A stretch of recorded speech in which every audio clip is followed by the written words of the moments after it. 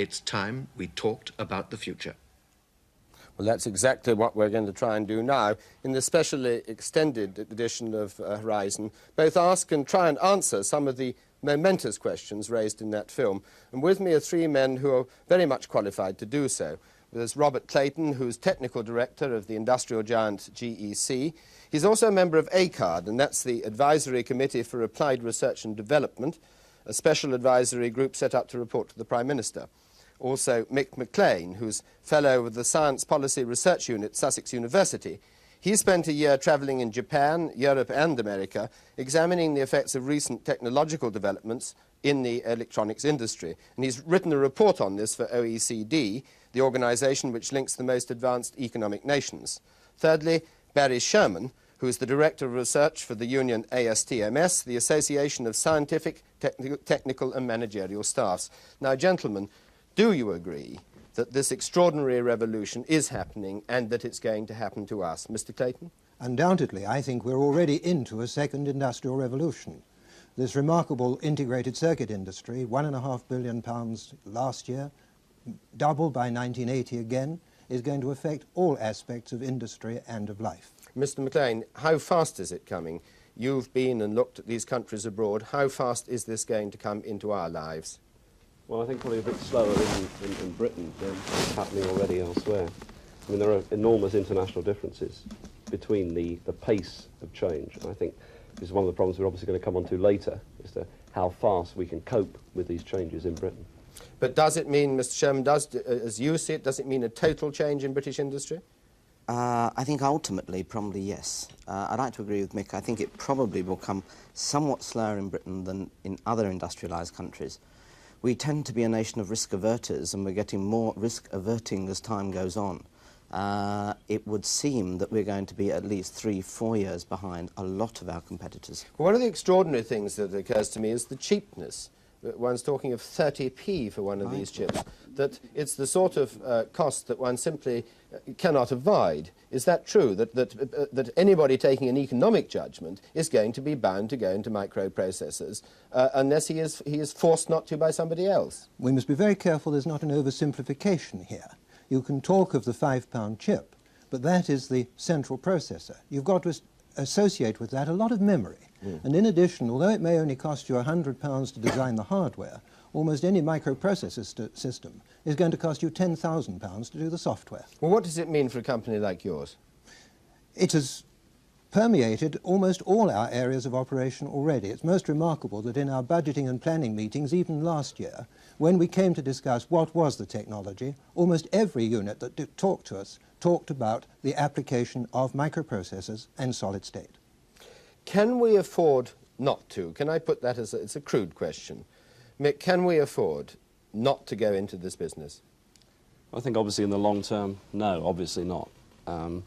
If we're going to stay in the international trading environment that we're already in, we have to try and compete with our competitors in Europe, Japan and America. In the short term, there are a lot of people who are saying, I think Mike Cooley on the show made the point that we perhaps should try and stay out of it. Perhaps even Mike would think we should try and stay out of it for good. But I think ultimately we've got to get involved in this kind of business. Mr. Sherman, you as a unionist, would you have agreed with Mr. Cooley, or would you find yourself sitting absolutely on the opposite end of the fence? I'd agree with him partially. It's very worrying for trade unions, quite obviously. I mean, there is a potential job loss.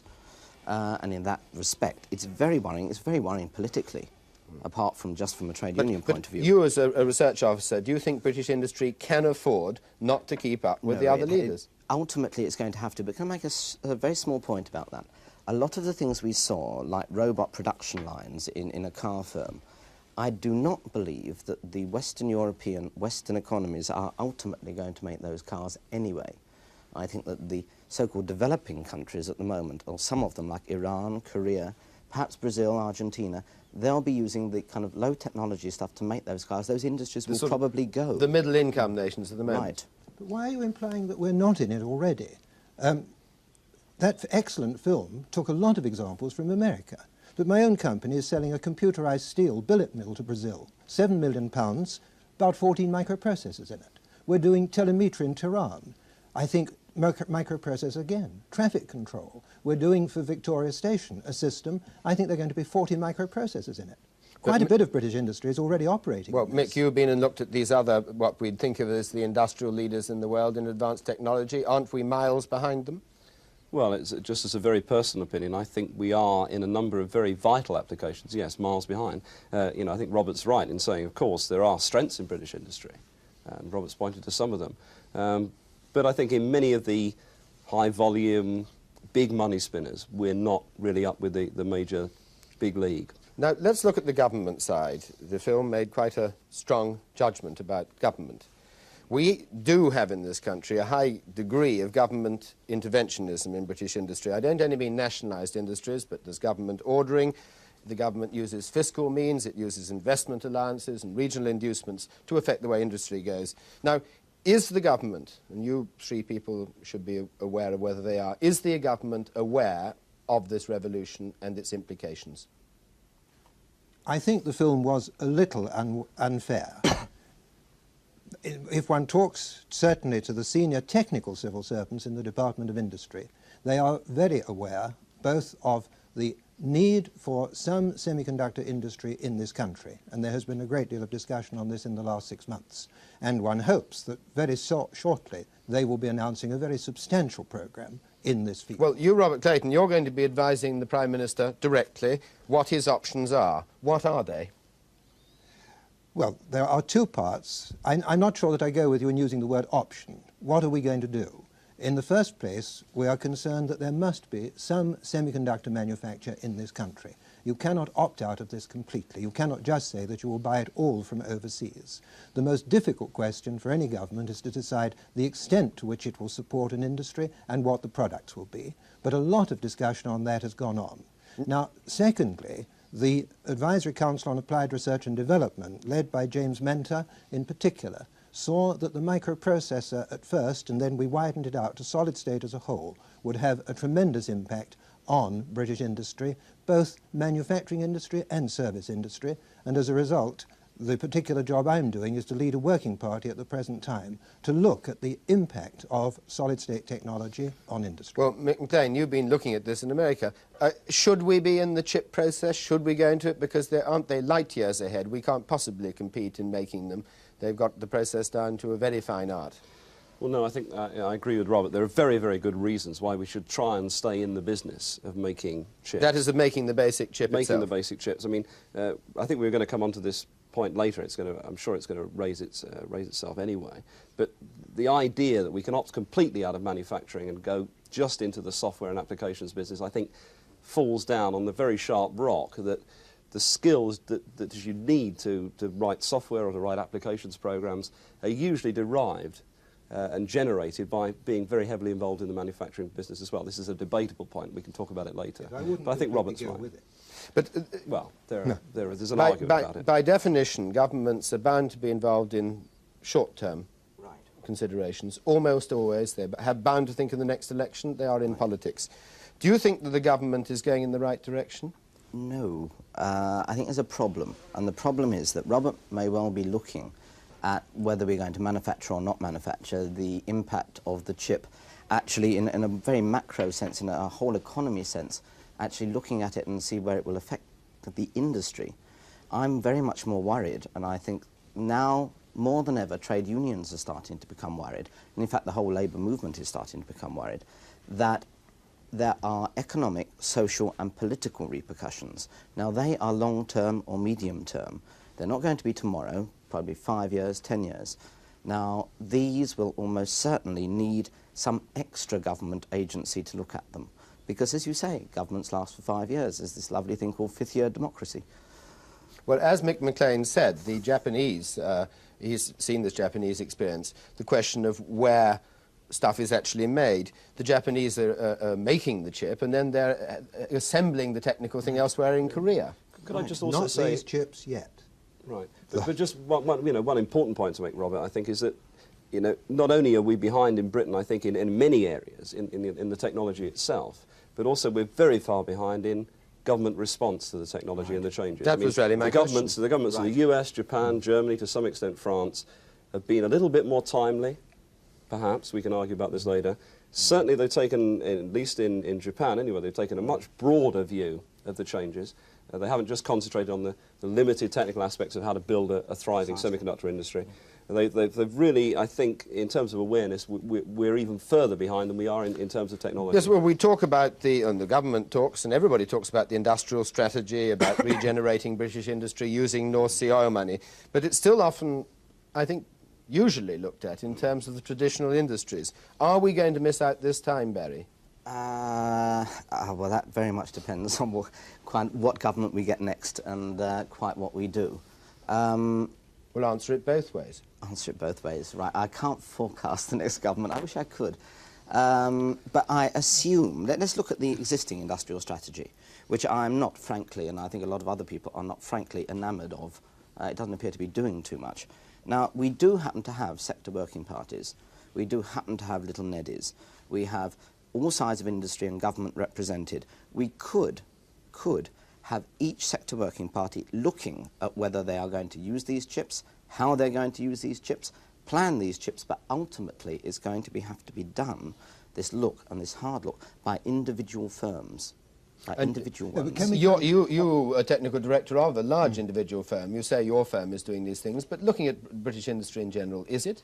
I think it is. If you take, one of the problems we're going to have is helping the small companies to get into this field. But the big companies, if you take not only my own company, but Plessy and Ferranti, and don't let's too denigrate British industry, because in radar and avionics, air traffic control systems like that, which are based on solid-state technology and will be based on microprocessor, this country has a very big record of achievement and has still got it. But can I come back on a point? In what ACARD is looking at, we are looking at the implications on employment, we are looking for the opportunity sectors, we're looking for where there may be chances, we're looking where there will be dangers to industries. We are taking a 7-year look. And of course, the next government may get rid of us, right. But we are still trying to have a good look. Yes, could you ask anything trade unionists summit? No, but we do talk to the trade. Sure. I mean, I think. Can you suggest to me a trade unionist who has, at the moment, the technical knowledge for the first phase that we're doing? We would welcome an input from any trade unions. We will gladly talk to them. I think the strength, as Barry pointed out earlier, the strength of the sector working parties within the NEDO organisation is the very fact they are tripartite. Oh, yes, but let me come in on that. The sector working parties absolutely horrify me. Hardly any of them mention the word solid state. In the telecommunications sector working party... This was your point, Barry. It merits one word. It just says solid switching will be influenced by solid state or something like that. And that is the totality. I think a lot of the sector working parties are very aware of what's happening to their sectors, to some extent in machine tools, in telecommunications, in very many of the machine building sectors. They're looking at it. All I wanted to point out was if you want an extra governmental body to take a long-term view, I think we should copy what's good about NEDO and take a tripartite structure to look at it, because it does affect everybody, not just the people involved in industry. Let me take us on to another area.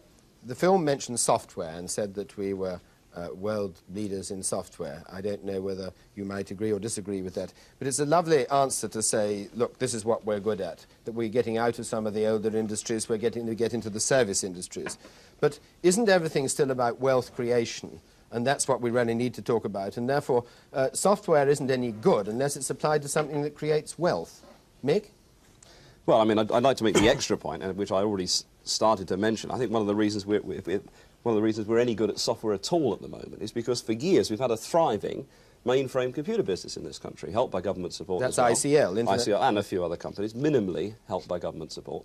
And in fact, I must emphasise that we're way behind in this as well, that the governments of France and Germany and Japan and the US have, in very many ways, helped their computer industries a lot more than we have ours. Why? By government ordering? By government ordering and direct subsidy. In Japan, they had perhaps the most comprehensive programme ever, involving protectionism, subsidies, government ordering, or the whole gamut of policy, methods to try and build up what is now a very thriving and very threatening computer industry. That was an aside, really. Yes, can I pick up Mick's point there? You can. Because, for two reasons. The Americans have been superb at government intervention by purchasing.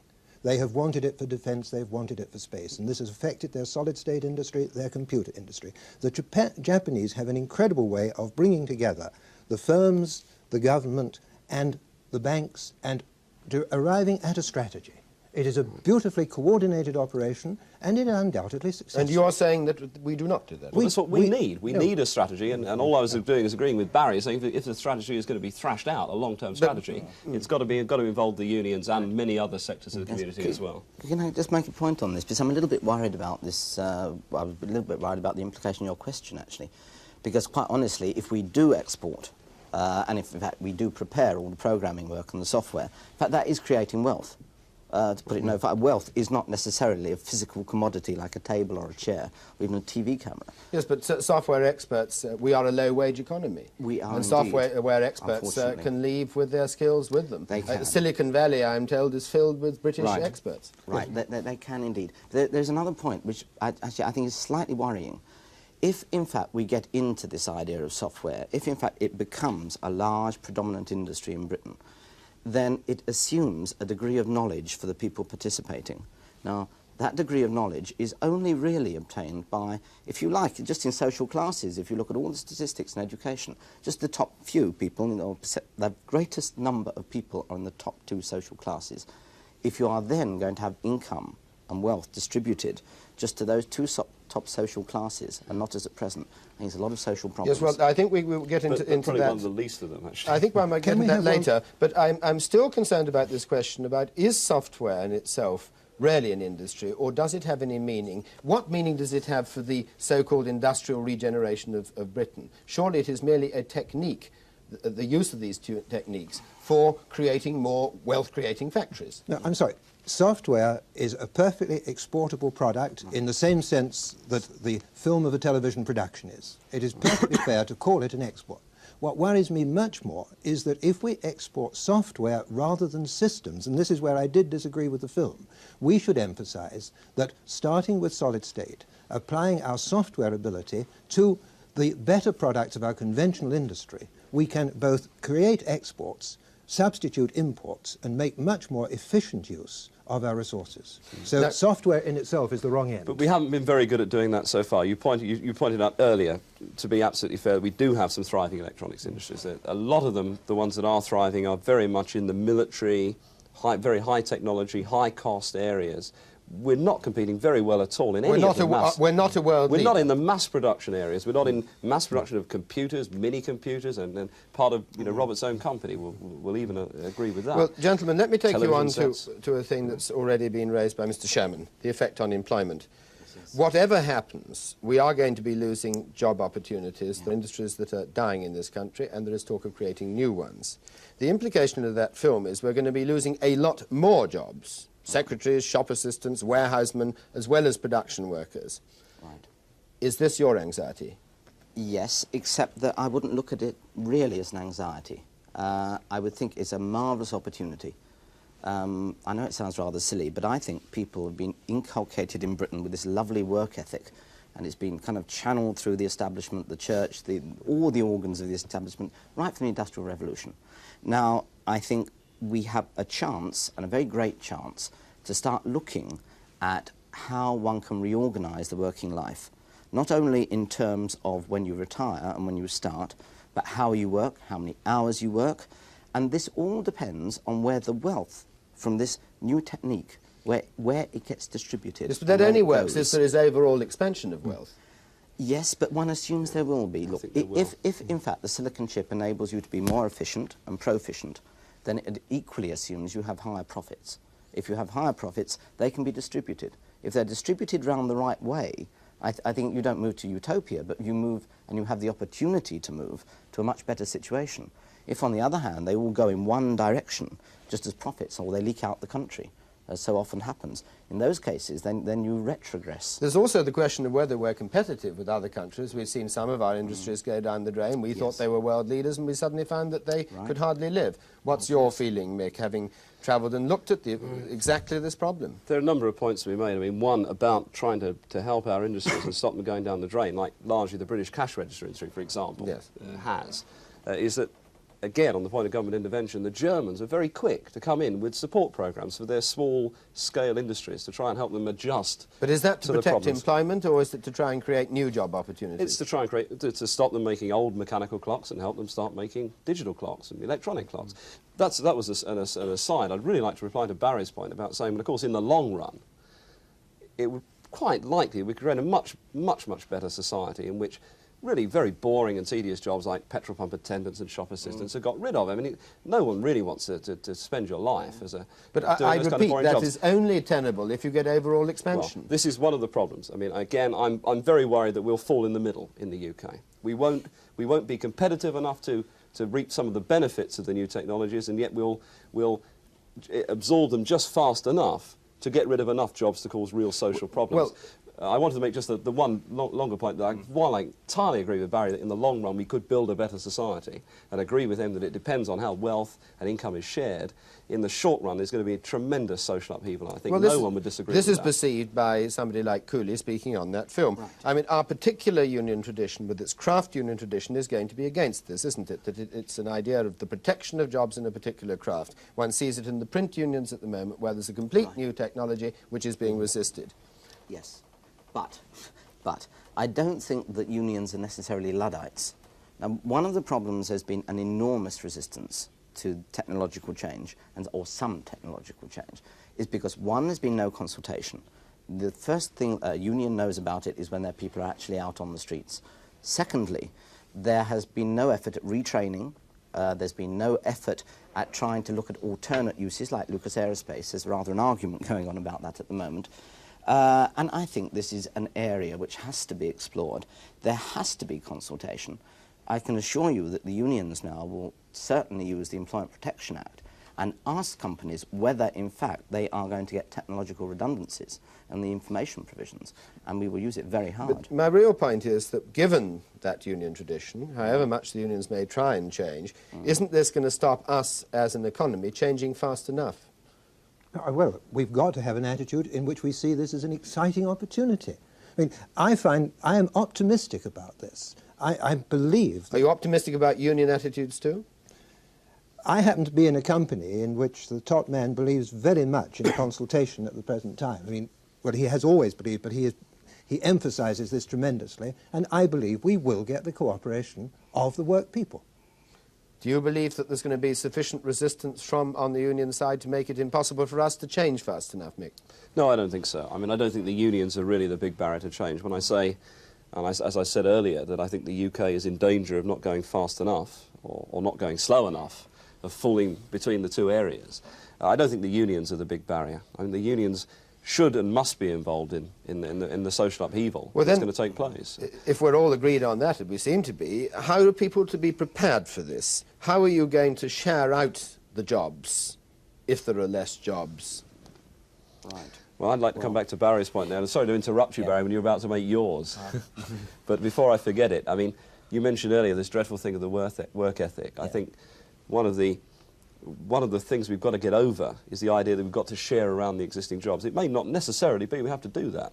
If instead of training youngsters to believe that the only thing worthwhile to do in life is to work for the rest of your life, we can train them for life rather than work, then it may not be a problem. Providing Barry's we can have a generation who doesn't expect to do a job at all. I think we're starting to see one already, actually. But we've got to get through something else first. We've got to create more wealth, product, services, with less people, be more efficient. We have got to use that wealth which we create to provide the things which we are lacking at the present time, and at the same time to get rid of some of the dreadfully boring and tedious jobs. But you said there's going to be unemployment among secretaries. Many of us would like to be able to find secretaries at the present time, so more efficient use of secretaries may give us a few more. The film showed us how it could be possible. Well, you quoted the film. Yes. But... all right, jobs, you say people needn't have them. We can have a generation that doesn't have jobs. How do you share out wealth? Well look, I think you have two distinct problems. One is the work ethic and work, and secondly is to get a political and economic mechanism to be able to share that wealth. Yes. Now, I think the first bit is easier than the second bit, to be quite honest. And let's just look at the first bit very briefly. At the moment, we've got both the English trade union movement and the German trade union movement, very interesting, together, discussing the 35-hour week. Now, it doesn't necessarily mean 35 hours. It might mean 1 week on, and or rather 4 weeks on, 1 week off, 4 months on, 1 week off. Well, that's something sharing like out that. the jobs, was right. my phrase for it. In some method or another. And I think that's inevitable. It's going to come, and it's going to come much sooner than later. Also, the working lifetime will be shorter. You'll get sabbaticals, you'll have longer holidays. There'll be all sorts of mechanisms that will actually get this work sharing. The second bit, though, I think is actually the crucial point. Sharing out the wealth. Yes, and very crucial. Now, if you've got fewer people working, then that means you've got fewer people to tax. If you've got fewer people to tax and you want the government to take up the slack, and goodness knows we need to. I mean, that you could create jobs almost ad nauseum in the health services, well, this is, and schools. One follows it's got to this, be paid for. But it's got to be paid for. Isn't there a danger? Isn't there a danger that we're going back to the old two nations, that there'll be those who have jobs and those who are never going to have jobs? Mick? I think it's possible, and in the short term, and the medium term, which is what we're really worried about, not in some sort of long-term idyllic future when everything's adjusted to. I think there is a great danger of that happening. I think the traditional, Barry's point about you can soak up jobs in the health service or in education, one of the worrying things I saw travelling round was that these are areas where the microprocessor is also creeping into, in education and health. Your very example on the film was the EMI body scanner, which is a very high technology piece of equipment which creates no jobs in the health service and yet provides apparently very good medical care, or your medical computer. If you look at what the government has actually not consciously tried to do, what has happened over, let's say, the last 10 years, we've had a rundown of manufacturing industry, certainly in manpower terms and almost every other terms as well. But that manpower has been picked up by the service sector, public and private, and this is precisely the sector that will be hit the hardest.